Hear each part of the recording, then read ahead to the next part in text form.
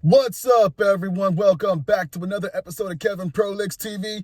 Boy, do I got one for you. Check this out. My husband's ex can't let us live normally. Okay, speak on it. All right, here we go. Long story. My journey to the Netherlands began with hope. Fleeing the war in Ukraine, I arrived in 2022 with my daughter, ready to rebuild a new life with my husband, then boyfriend, and his children who lived with their mother. But instead of the happy family I envisioned, I found myself trapped in a web of anxiety and fear, spun by his ex-girlfriend. From the start, I felt like an intruder in my own home. My stepchildren were used by her, constantly by filming and photographing me. It was painful to see how she used their innocence for such an act. Every laugh, every meal, every moment felt scrutinized, reported back to the woman who seemed determined to make my life miserable. When I was pregnant and vulnerable, she dismissed my husband's pleas to adjust their visitation schedule around my due date, leaving me with the constant fear of giving birth alone and unsupported until the hospital changed the date. Around 6 months of my pregnancy, I was rushed by the midwife to the hospital at 4 a.m. in the morning. My husband contacted the mother, explaining our emergency and asked to arrange something as he has to be with me, especially that I had no friends or family here, and my mother-in-law was out of the country, and my husband and I, this will be our only child. She refused to help, saying this is not her problem and she will not arrange anything or pick them up. Eventually, my husband had to leave me alone all day as she refused to have the kids in the evening so he can come to the hospital and bring me some clothes and food. His kids were small and he had to stay with them as they were sleeping. Even when my husband suffered a debilitating back injury, she showed no mercy. Instead of offering support, she bombarded our home at dawn, dragging the poor children along at 6 a.m. because my husband arranged 1 day less for the kids' vacation with his mother due to his injury. She kept ringing and banging on the door for 20 minutes. Her actions weren't just cruel, they were reckless. She endangered the children by driving them during a violent storm, ignoring our warnings. Her son's birthday party, she left my daughter alone and terrified, her cries for help going unanswered. What the hell? After all these incidents, I was diagnosed with PTSD due to her actions. I couldn't normally work anymore and became withdrawn socially. I was very supported by my loving husband, but the amount of stress was nonstop. Pause. Guys, don't stick your dick in crazy. I felt like she was everywhere, her presence suffocating me. She tried to poison my reputation, spreading lies to safe at home.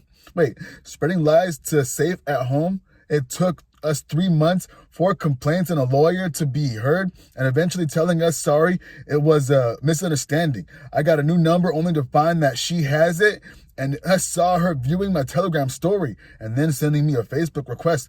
I blocked her, but it made me feel followed all the time.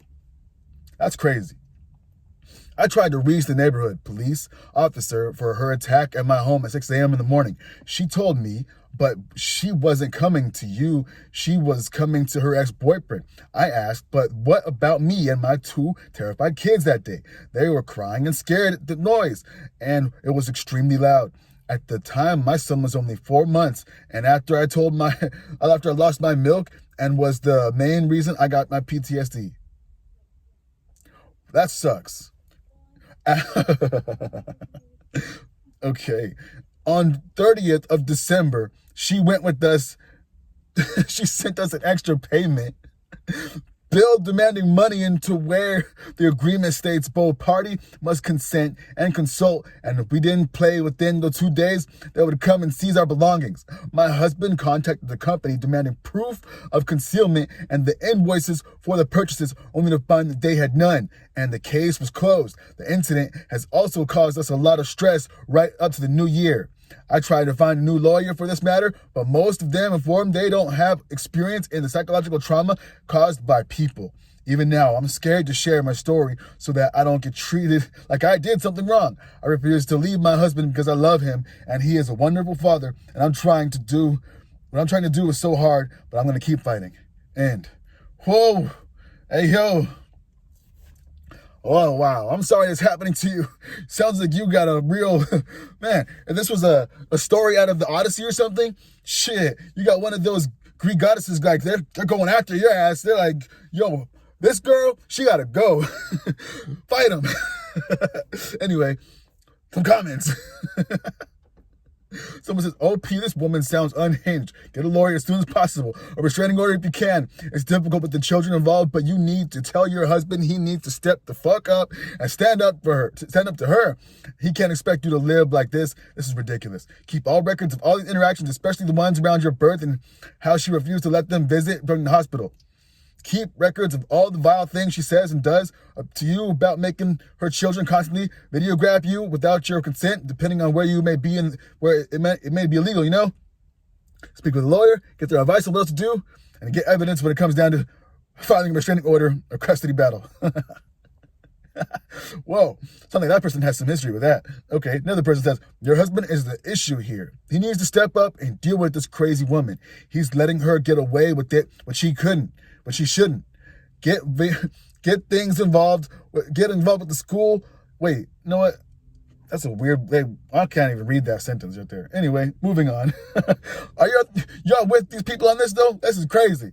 Anyway, this person right here, they're saying, I'm reading this, and your husband's got no balls. You won't tell her to F off. You can't stop unhinged be like this by ignoring it and trying to keep living your life while she's doing all this crazy stuff.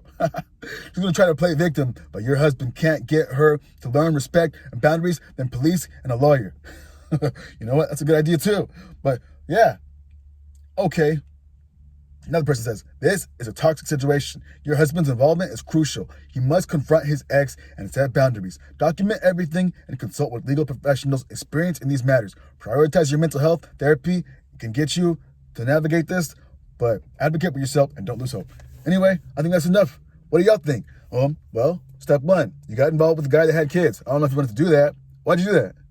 Step 2, you got involved with the guy that had kids and you had another baby with him. Did you have to do that? Number 3, was there no other guys around that you had to get with this guy with two kids and a crazy ex? All right, now that's out of the way.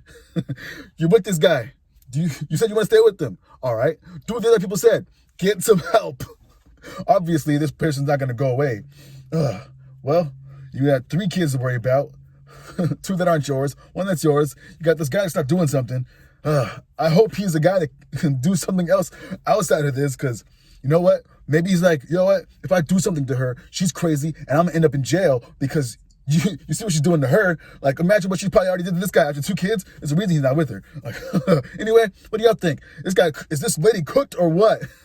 I think their family might be cooked if they don't do something serious. It's like the wicked witch from hell. Anyway, like, comment, subscribe, and share. I hope to catch you on the next one. Peace.